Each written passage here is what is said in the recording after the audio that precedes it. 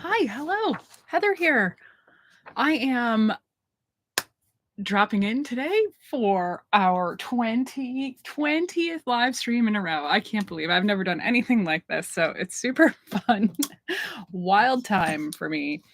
Um Today I thought we would talk about what it takes to publish a knitting pattern. Um as you know, I own and operate UU yarns, which we make really nice, fine, squishy merino yarns. And while yarn is great, one of the things we have to do with yarn is knit it or crochet it. And how do you do that? What do you do? I want to make a hat. How many stitches do I put on? What weight yarn do I use? What size needle do I use? Well, that then brings us to the next step of being a yarn company owner, being a knitting and crochet pattern designer. So, the patterns that we have here at UU Yarns, the majority of them I have designed, and then I also work with other designers and we create patterns and um, we all have different ideas and stuff like that. So,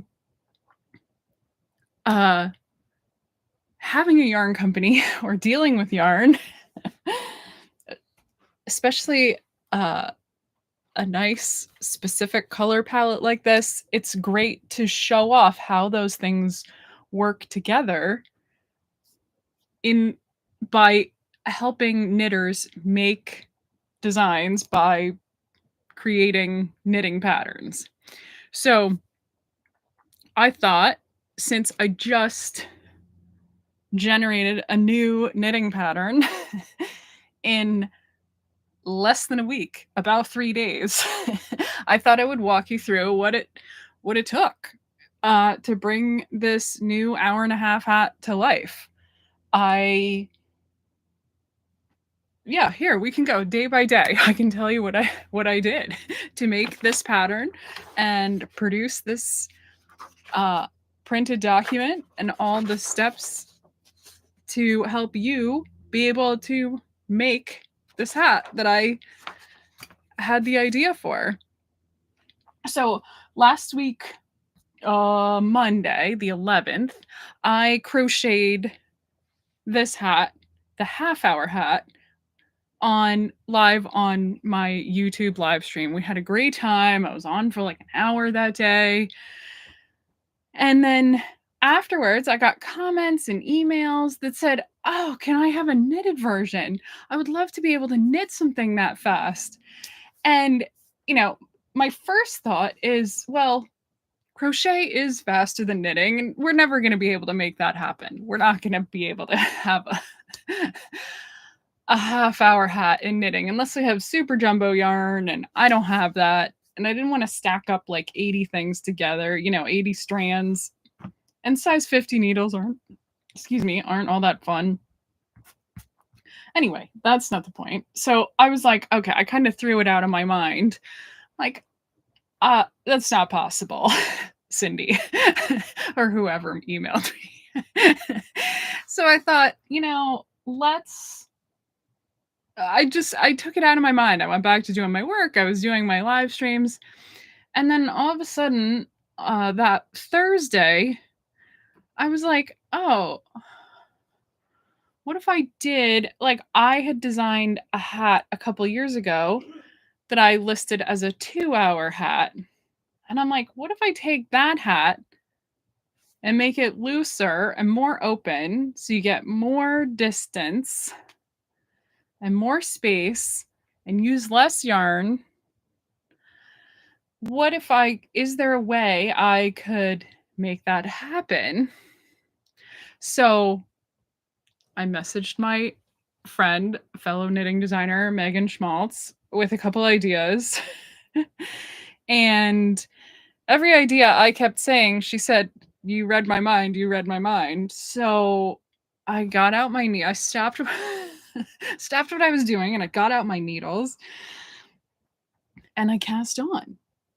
And So that was Thursday night, but unfortunately we had dinner plans, so I couldn't see it all the way through on Thursday.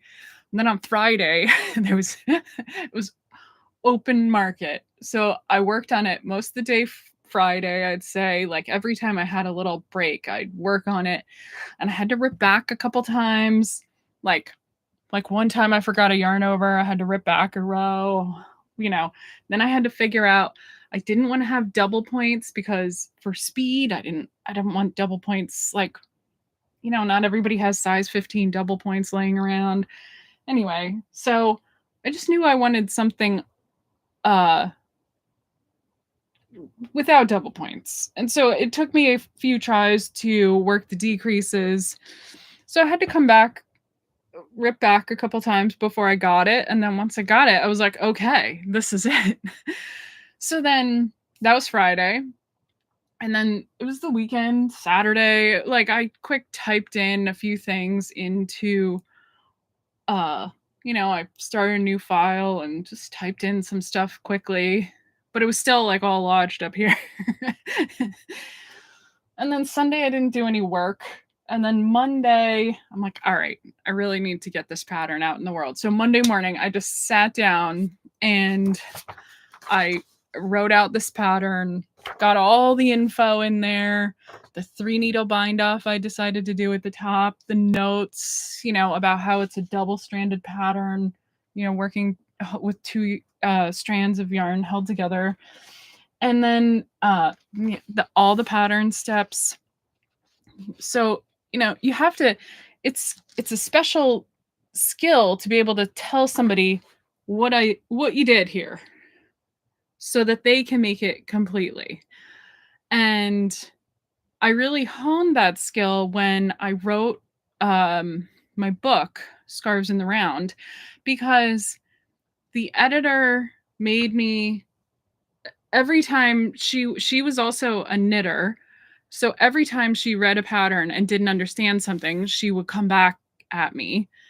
So I didn't have a technical editor on that book, but my editor was a knitter, so it ended up working out back and forth because I knew enough about knitting. So it would always dial down as it was like, I don't understand this, So the patterns got better and better, and then now it's like, okay, I can tell you the steps that I took to be able to complete this hat at home on your own by yourself with as little question as possible, because the ultimate goal is for me to make a pattern that answers all the questions for you, so that there's no need for you to go to your computer and be like, oh no, I'm stuck on row 4, like what do I do? No, I don't want any of that. So I try and think top to bottom every step and break it down as easily as I can. So that's how, and that's only like the pattern part is only this section of this whole page. So then we have to put in all the specs about the yarn and the gauge so that you know what needle size to use and my projected gauge. And then we have to have a stitch glossary so that you can know what the abbreviations are, because knitting patterns are like a little bit of code. And then we have the 3-needle bind off because it's a kind of a unique technique that maybe not everybody has done. So we put the instructions right there for you, even with a video link, because why not? Like I said, I want you to have the most successful experience with one of my patterns that you possibly can. And then we have some extra notes about like holding it double strand, or, just how it's worked from the bottom up, just little things. Again, any speed bump out of the way. That's what we try and do. So I made this whole thing. I wrote text, got it out there, and I was like, okay, I need to get this text to my technical editor, Megan Schmaltz, because she needs to read it before it goes out to the world, because like I said, anything, like I'm trying to tell you what I did in a creative way, like what I created. I'm trying to tell you in a technical way how to make something and create something. It's a really kind of a weird thing to do. So I sent all this over to Megan, and in the meantime, for some reason, I decided to redesign how my patterns look because I don't know, graphic designer too. So I, I made a whole new pattern layout. Like, this is how it started, like the half hour hat. This is how we ended up. But now I'm going to redo the half hour hat in this form. So I had to rewrite all this in InDesign, and I recreated it, and it looks super cute. I'm really happy with it, very pleased with it. But anyway, Megan comes back and gives me some notes and adjusts and edits, and I take my time and finish my design up here on the front. And then I had to photograph the hat. So getting good photographs is always key. I'd even like some more, but I went for speed on this pattern. So, it's like camera's out. Camera doesn't have his lens cap on. Anyway, we're going to have to resolve that. So, camera out, new photos. Those photos get edited all in Bridge and Photoshop. I add logos. Then we have to bring them all into the document. Once the document was all back, text back from Megan, reformat back from me, photos in place, edited to size and color. Then I sent it back to Megan. She has more notes for me, which is great. I always love another second opinion, or like another set of eyes, even if we thought we were done. So I do those edits, and then we were off to the races. So then I have to upload the pattern, and everything goes on Shopify and Ravelry, because we have a Shopify store where you can get the patterns and you can get the yarn too. There we are. So you can download the pattern. It is a free pattern, and you can purchase the yarn to knit the project. So all that goes on. Hopefully it's correct. Hopefully I've tagged everything correctly. Then I have to move over to Ravelry, and I have to put the pattern and all the specs and all the info on Ravelry. So all of those other details, yarn, the yarn details, the hat measurements, the gauge, the needles, all of that gets, so it's like triplicate. I have to put it on here, I have to put it on the website, and I have to put it on Ravelry. And then, then you hit go, go, go everywhere, and cross your fingers and cross your toes that everything is a-okay. And then I actually took it a step further, and we made yarn kits, which is kind of a one-click thing where you can purchase the yarn and it automatically downloads the pattern. And if you purchase the yarn kit on uu.com, then I send you the paper pattern. So, a little something extra, a little something nice I can do with the patterns, and to, again, make your experience good. So you have a paper copy. You don't have to go back and be like, what was that file called? Where did I put it? Where, it's like your package comes in the mail. All you have to do is find your needles. The skeins are ready to go. You got your pattern. Let's make it. So that is the quick rundown of how a knitting pattern gets published. And if I hadn't been writing patterns for close to 20 years, I don't know if I could spin out a pattern in 3 days. Not even. Like, it came together so fast, and because my Like, I've been at it, and I know what knitters ask, and that's the thing. I want you to feel confident when you pick up a UU pattern. Like, I know there's a lot of free patterns and other knitting patterns on everywhere, on the internet, on Ravelry, but I want you to understand that I take every step to make this as good as I can. And I mean, do I get it perfect every single time? No. Because like I said, it's a technical endeavor to a creative thing. It's a different kind of um it's a different kind of way your brain like I have to switch gears to write patterns. And that's why it's like, yes, I do have free patterns and they're fun. And I do put as much effort, like I said, into a free pattern as I do into a paid pattern. But when a paid pattern comes up, like our Pop Your Color pullover and cardigan that we'll be making in our January knit along, these are $8, but they're $8 because they're 11 sizes that we test knitted, that we read through, that I worked with a technical editor. I did all this formatting and layout, and we knit them so that they're correct, and so did test knitters.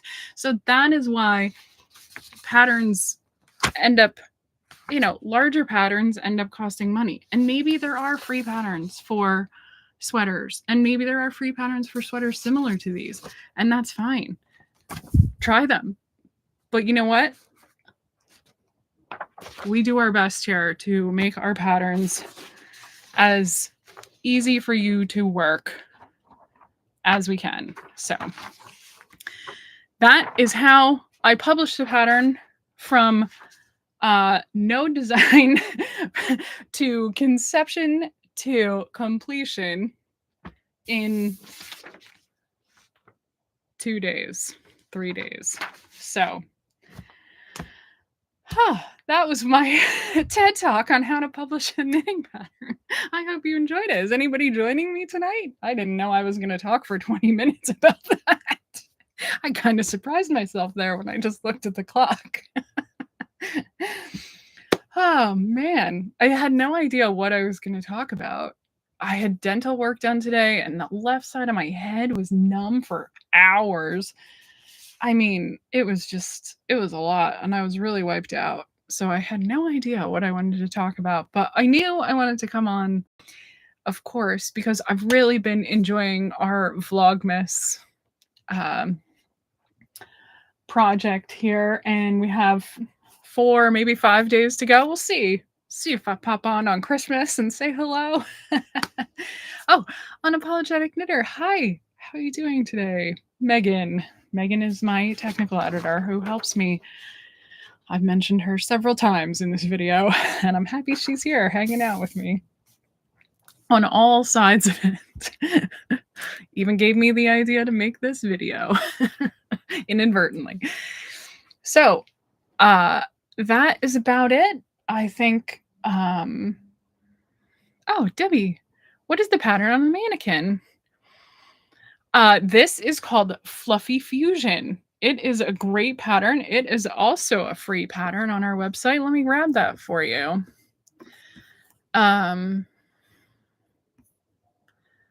It's really fun. It's also with yarn held double, like this little hat. And here we are. It just works up so fast. I've made 2. That's how fun it is. Hold on. Where's my tab? There we are. There you go, Debbie. There is the link to this shawl. You'll see it right away. Super pretty and cute. We also have done like color kits. I'm reblocking mine. It's currently on my floor here. There's also a dog paw on it now that I look at that. So that's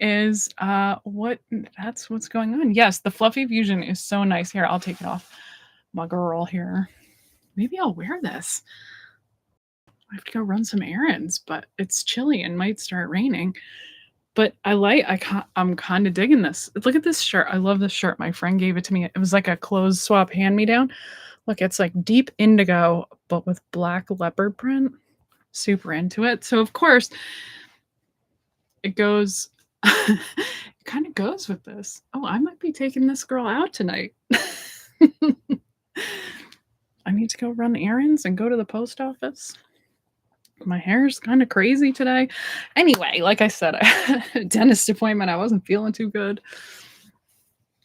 So, well, thanks everybody for stopping by. I hope you had fun. Oh, it's been raining all day up here in the SF Bay Area.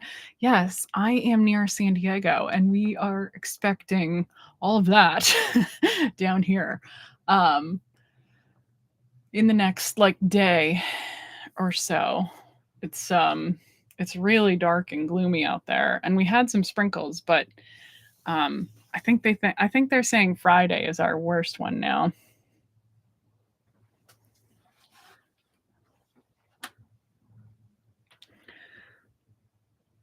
Oh, Jeannie. Nice to see you. Hi, hello. Everybody's popping in. That's kind of fun. Oh, you used to live down. Oh, rather than the Bay Area. I've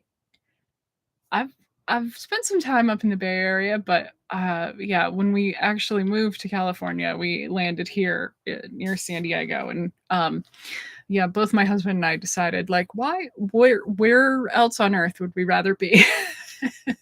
So here we are, doing our little thing.